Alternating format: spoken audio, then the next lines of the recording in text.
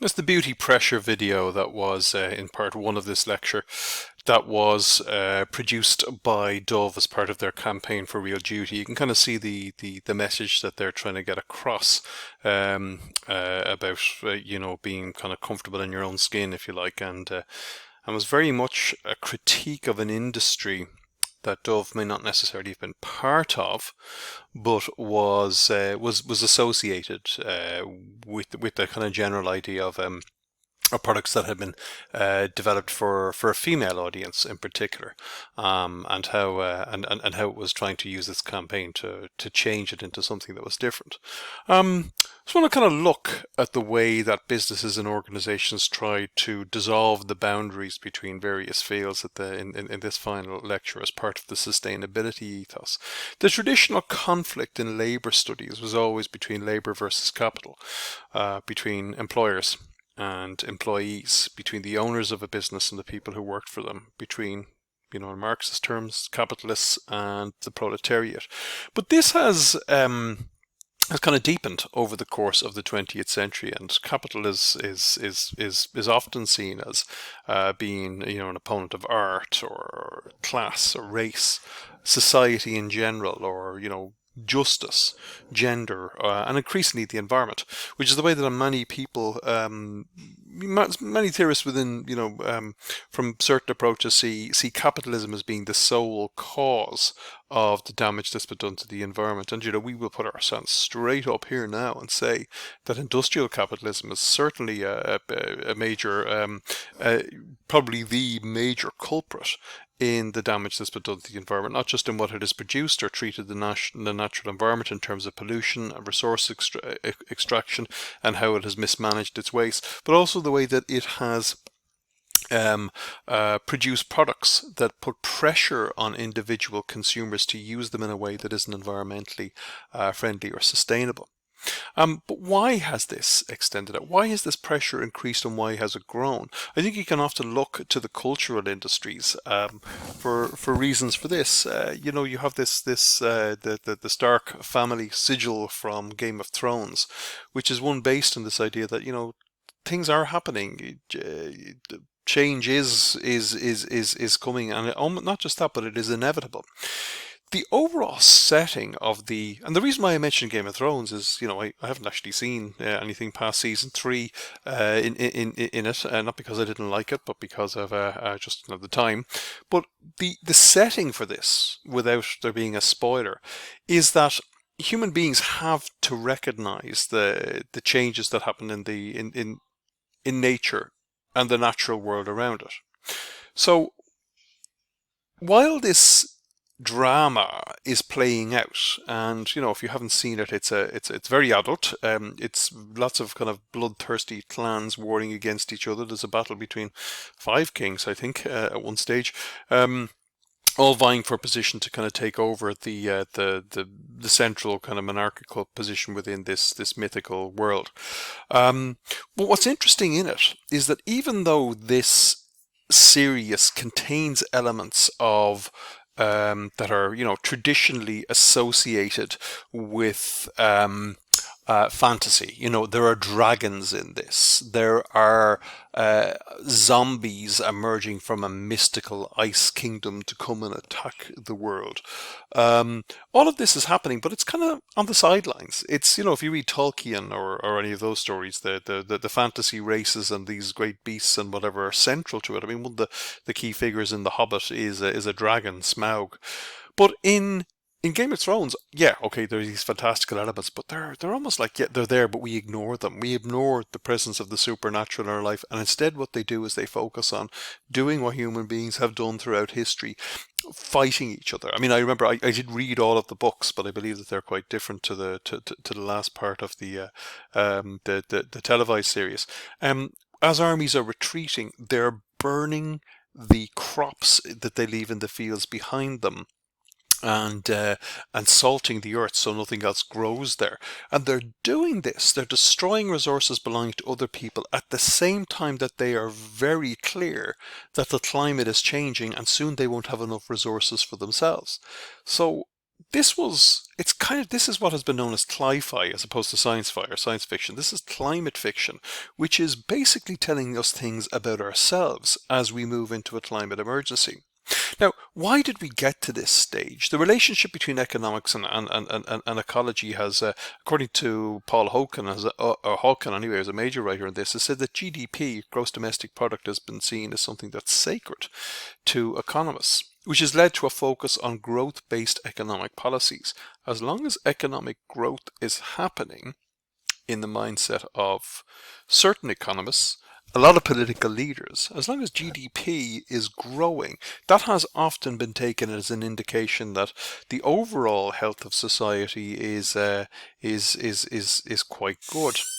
So, in other words, a lot of economic policy and a lot of political ideology has been obsessed with the ideas of production and consumption, rather than other things such as, it's very hard to measure human happiness, I won't go there, but the health of a society, the security and safety of a society, the degree to which all citizens can participate in the democratic society, or most importantly, the environmental sustainability of the society. But we focused instead on GDP as a measure that is there. And Thiel, who wrote a great book on sustainability, has opined, apologies for the lengthy quote here, but he says environmental disasters actually increase a nation's GDP as the market transactions involved in extensive efforts to clean up the mess produce a net gain in economic activity. Likewise, a healthy population that exercises, eats right, and engages in preventative measure contributes less to a nation's GDP than a more sickly population chronically in need of pharmaceutical, therapeutical, and surgical inventions.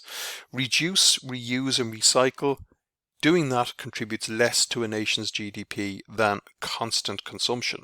So really what they're pointing out in this book, and Paul Hawken is saying, is that maybe we need to think differently about the way that we manage our economies and societies. A lot of criticisms have been brought to the fashion industry for encouraging people to continually buy and keep up with the latest fashions, rather than using vintage fashions and reusing what they already have in a way that's more sustainable. So in this book, The Ecology of Commerce, Hawkins points out, he starts off by saying, look, no company has been existed to damage the natural environment. They've been created to do other things, to create employment, to generate profits for investors and shareholders, to meet some form of value in an efficient and effective way, more so in a way that's better than can be provided by the public sector. So as a result of this, because companies might end up in this position, reform needs to be driven from the bottom up by workers. And small sustainable businesses, if they are to contribute to environmental sustainability, they need to provide secure, stable, and meaningful employment for all. As a result of that, having a toxic work culture where people are, don't feel comfortable working for the people that they're working with, this can produce an environmentally dangerous firm. So, does this work? What does the evidence say in this? One of the most cited pieces in this work has been by authors Russo and Futsu, and they've highlighted the role that environmental policy can actually play in maximizing profits for a firm. And their work was published in the Academy of Management Journal in 1997, and they've taken a resource-based perspective on corporate environmental performance.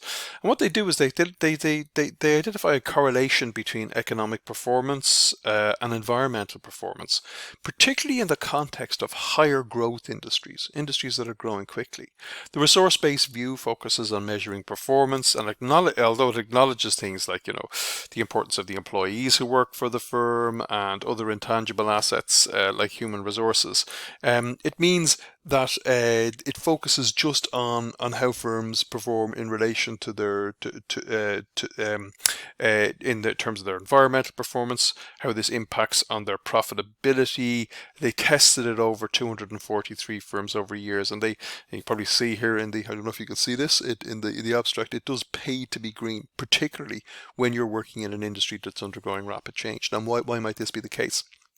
Hart in 1995 said that he kind of gave some insight into this. He said that there are two types of environmental policy or a strategy of a firm can adopt. He's talking about policy there. It's still a term that's used in a lot of strategy studies, business policy. But I think in our heads most people associate policy with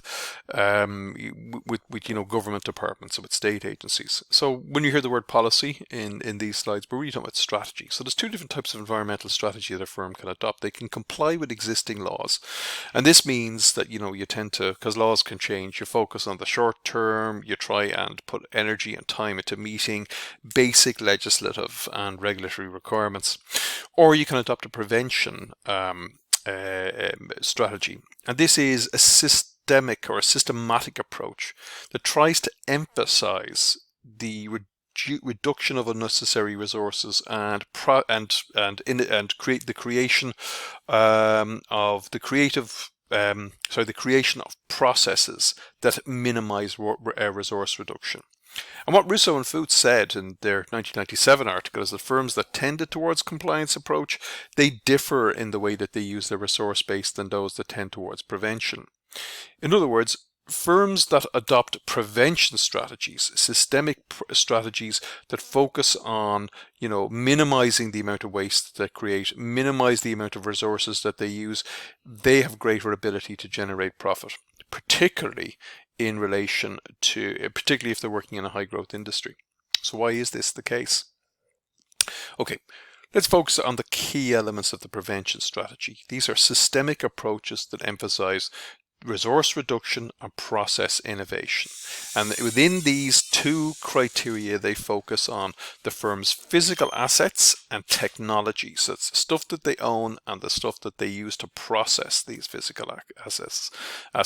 It also looks at human resources and how these contribute to organizational capabilities, and then it looks at intangible resources. These are things that it's difficult for the firm to actually say sometimes what they are. More importantly, it's difficult for them to be replicated outside the firm, so they become unique resources for the firm. So let's look at the firm's physical assets and technology first of all. Let's say a firm adopts a prevention policy. So to do that, it requires new technologies to transform its physical assets to meet this. So as it develops these technologies, it also develops capabilities to allow them to manage and reduce their waste more efficiently. Because of this, it develops operational routines and know-how in turn. Okay, so it's developing new technologies, but also new understandings of these technologies, new applications of the technologies, and then ultimately more knowledge about how it prevents pollution. So, and on top of this, it develops a greater understanding of this entire process, which leads to what's known as a virtuous cycle of how it actually deploys and uses these technologies. Okay, so what you're seeing here is a firm developing in-house expertise and becoming thought leaders on how to minimize waste and how to use resources.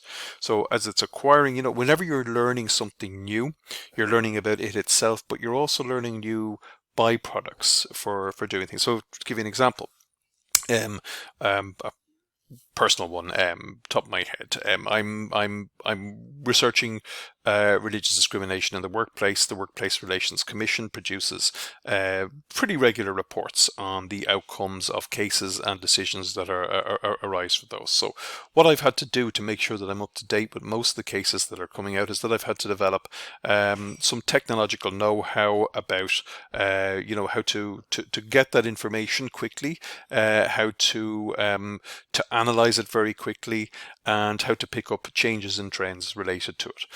So this means that I've had to, learn small pieces of software, JavaScript, HTML, and most importantly Python, which does kind of the routine work that I need to do to get to sort and to parse that information and to turn it into a tangible form that allows me to use it in a more detailed way. So although I don't need to know that when I'm looking at religious discrimination, I've picked up an additional skill set that makes it easier for me, kind of gives me an advantage over other researchers in that area, not that there are many, other researchers in that area, to help me kind of drill in and get to the information as quickly as possible and to help me develop theories in a way that might be useful to firms. So That is, just to go back, that is the three different levels that we can look at here. That's the first level, which is the firm's physical assets and technology. Going to look at human resources and organizational capabilities next.